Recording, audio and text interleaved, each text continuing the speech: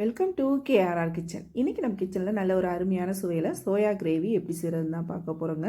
ஒரு தடவை இது போல் செஞ்சு கொடுத்துட்டிங்கன்னா போதும், அடிக்கடி செய்ய சொல்லி கேட்பாங்க. டேஸ்ட்டு ரொம்பவே அருமையாக இருக்கும். இது வந்து பார்த்திங்கன்னா இட்லி, தோசை, சப்பாத்தி, இடியாப்பம், பூரி, அப்புறம் நான், ரொட்டி இது போல் எல்லாத்துக்கூடையும் வச்சு சாப்பிட்றதுக்கு ரொம்ப அருமையாக இருக்கும். புலாவு கூடையெல்லாம் வச்சு சாப்பிட ரொம்பவே சூப்பராக இருக்குங்க. ரொம்ப ஈஸியாகவும் செஞ்சிடலாம். எப்படி செய்கிறதுன்னு நம்ம வீடியோக்குள்ளே போய் பார்ப்போம். அதுக்கு முன்னாடி நம்ம சேனலை இப்போ தான் ஃபஸ்ட் டைம் பார்க்குறீங்கன்னா சப்ஸ்கிரைப் பண்ணி வச்சுக்கோங்க. கூடவே பெல் சிம்பல் ப்ரெஸ் பண்ணி ஆளுங்கிற ஆப்ஷனையும் ப்ரெஸ் பண்ணி வச்சுக்கோங்க. அப்போ தான் நான் போகிற வீடியோஸ் எல்லாம் உங்களுக்கு தொடர்ந்து நோட்டிஃபிகேஷனில் ஒன்றுக்கு ஒன்றே கிடச்சிக்கிட்டு இருக்கும். இப்போ வாங்க இந்த சோயா கிரேவி எப்படி செய்கிறதுன்னு பார்த்துடலாம். இன்றைக்கி சோயா கிரேவி செய்யறதுக்கு பார்த்திங்கன்னா ஒரு 200 கிராம் அளவுக்கு சோயா பைட்டை எடுத்து நல்லா அலசிட்டு வெது வெதுப்பான தண்ணியில் ஒரு 15 நிமிஷமாக ஊற வச்சு வச்சுருக்கேன். இப்போ இதில் உள்ள தண்ணிலாம் நல்லா பிழிஞ்சிட்டு எடுத்துக்குவோம். கொஞ்சம் கூட தண்ணி இல்லாத அளவுக்கு நல்லா புழிஞ்சு எடுத்துக்குங்க.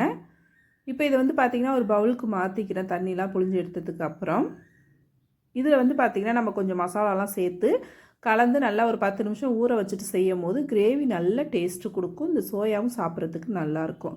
இப்போ இதில் இதுக்கு தேவையான அளவு உப்பு சேர்த்துக்கிறேன். ஒரு 1/2 டீஸ்பூன் அளவுக்கு மஞ்சள் தூள் சேர்த்துக்கிறேன். இது கூடவே பார்த்திங்கன்னா 1 டீஸ்பூன் அளவுக்கு தனி மிளகாத்தூள் சேர்த்துக்கிறேன். ஒரு 1 டீஸ்பூன் அளவுக்கு மல்லித்தூள் சேர்த்துக்கிறேன்.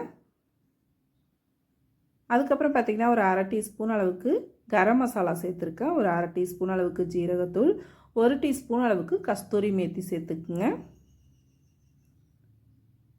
இது கூடவே பார்த்திங்கன்னா இப்போ ஒரு 1/2 டீஸ்பூன் அளவுக்கு காஷ்மீரி சில்லி பவுடர் சேர்த்துருக்கேன். அப்புறம் ஒரு 2 டீஸ்பூன் அளவுக்கு இஞ்சி பூண்டு பேஸ்ட்டு, ஒரு 2 டேபிள் ஸ்பூன் அளவுக்கு தயிர் சேர்த்துக்குவோம். தயிர் வந்து கொஞ்சம் புளிப்பு இல்லாத தயிராக எடுத்துக்குங்க. கிரேவி நல்லா டேஸ்ட்டு கொடுக்கும். இப்போ இது எல்லாத்தையும் நல்லா ஒத்தாப்பில் கலந்து எடுத்துக்குவோம். இந்த மசாலா எல்லாம் இந்த சோயாவோட சேர்ந்து நல்லா ஒன்று கலந்து வரணும். இப்போ கலந்துட்டேன். இது ஒரு 10 நிமிஷம் ஒரு மூடி போட்டு ஊற வச்சு எடுத்துக்குவோம். இப்போ கிரேவி செய்கிறதுக்கு அடுப்பில் ஒரு கடாய் வச்சுருக்கேன். அதில் ஒரு 2 டேபிள் ஸ்பூன் அளவுக்கு எண்ணெய் சேர்த்துக்கிறேன். எண்ணெய் நல்லா காயட்டும். காஞ்சதுக்கு அப்புறம் பார்த்திங்கன்னா இதில் 2 பெரிய வெங்காயம், நல்ல பெரிய சைஸில் உள்ள 2 பெரிய வெங்காயம் எடுத்துருக்கேன். நீள்வாக்கில் கட் பண்ணி இது போல் சேர்த்துக்குங்க. இப்போ இந்த வெங்காயத்தை பார்த்திங்கன்னா நல்லா பொன்னிறமாக பொரிஞ்சு வரணும். நல்லா அந்த அளவுக்கு நல்லா வதக்கி எடுத்துக்குங்க. இப்போ பாருங்கள், உங்களுக்கு பார்த்தா தெரியும் நல்லா நிறம் மாதிரி எந்த அளவுக்கு வதக்கி வந்திருக்கு பாருங்கள். இந்த அளவுக்கு வதக்கி எடுத்துக்குங்க. இப்போ வந்து எண்ணெயெல்லாம் வடிகட்டிட்டு இது ஒரு பிளேட்டுக்கு மாற்றி எடுத்து வச்சுக்குவோம். இப்போ இந்த வெங்காயத்தை நல்லா ஆற வச்சு எடுத்துக்குவோம். ஆற வச்சது எடுத்ததுக்கப்புறம் பார்த்திங்கன்னா ஒரு மிக்ஸி ஜார் எடுத்துக்குங்க. அதில் இந்த ஆறின வெங்காயத்தை சேர்த்துக்குங்க. இது கூடவே பார்த்திங்கன்னா 2 தக்காளி பழம் மீடியம் சைஸில் உள்ளது சேர்த்துருக்கேன். அப்புறம் ஒரு 5-6 முந்திரி பருப்பு. இப்போ இது தண்ணிலாம் எதுவும் சேர்க்காமல் நல்லா நைஸான பேஸ்ட்டாக அரைச்சி எடுத்துகிட்டு வந்துக்கணும். இப்போ பாருங்கள், அரைச்சி எடுத்துகிட்டு வந்துட்டேன்.